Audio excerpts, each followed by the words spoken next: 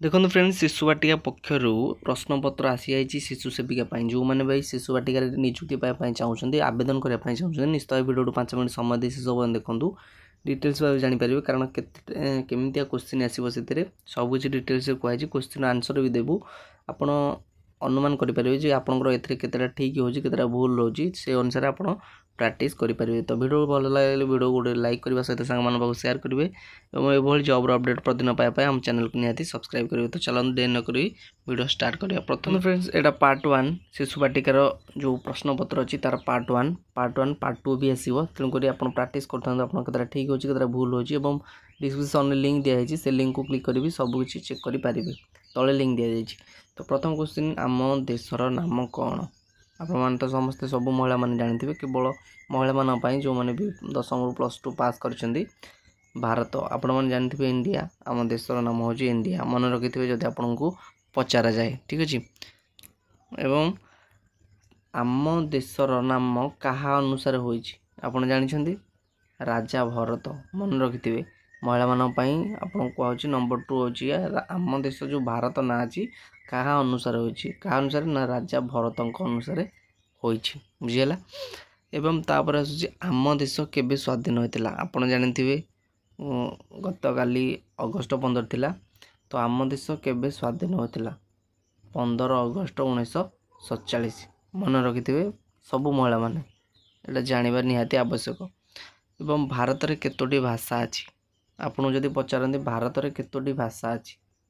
बहुत बहुत सहज क्वेश्चन तो पचारे तो आप कह 845 भाषा 845 मोट भारत में भाषा सबू भाषा मिसिकी बुझीगला एवं भारतर राजधानी नाम कौन भारतर राजधानी ओडिशार राजधानी नुह भारतर राजधानी कौन नुआ दिल्ली हूँ भारतर राजधानी आपण मैंने तो समस्ते जानते जो मैंने भी जानना प्राक्ट करूँ आप कहे जब आम पार्ट 2 आणमु तेणुक आप जिला निश्चित भाव कमेंट बॉक्स में जनईदेवे एवं गोटे वर्ष केते दिन कहले गोटे वर्ष केते दिन होता है केते दिन ना 365 दिन मन रखि थे 365 दिन हूँ गोटे वर्ष बुझीगला एवं नेक्स्ट हूँ इंग्राजी वर्णमाला केतोटी वर्ण थाए जो एबीसीडी आम पढ़ुं एबीसीडी केतेटा टोटाल अक्षर अच्छी आप जानते 26टी बुझीगला इंग्राजी वर्णमाला केतोटी वर्ण थाए केतोटी 26टी बुझीगला एवं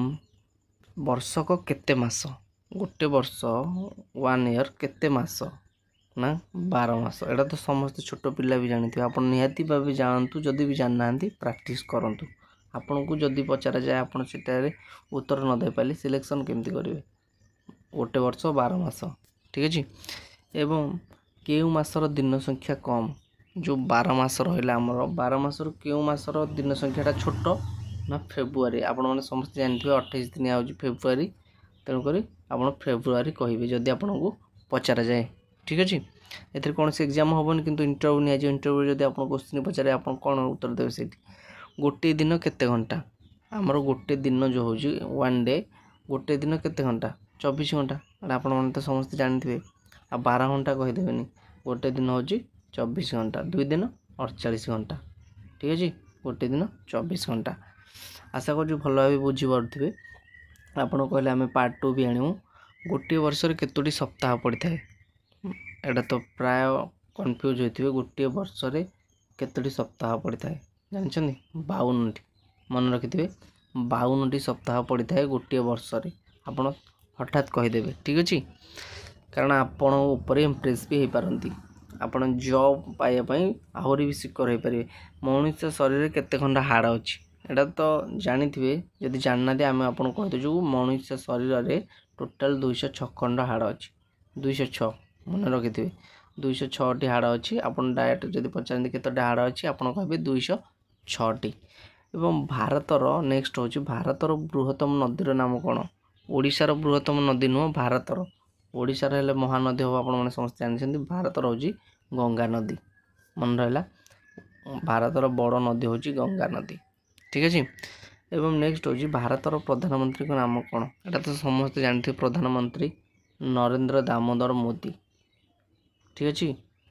मोदी फुल नेम हूँ नरेंद्र दामोदर मोदी बुझीपारे भारतर प्रधानमंत्री है। एवं नेक्स्ट आसूची भारतर राष्ट्रपति नाम कौन। राष्ट्रपति आम ओडिशा रही आपण मैंने जानते महिला जड़े द्रौपदी मुर्मू। ठीक अच्छे भारत राष्ट्रपति किए द्रौपदी मुर्मू आम ओडिशार बुझिपारे मन रखिथे। एवं नेक्स्ट आसूची भारतर शिक्षा मंत्री नाम कौन। आपण मैंने समस्ते जानते भारत की शिक्षा मंत्री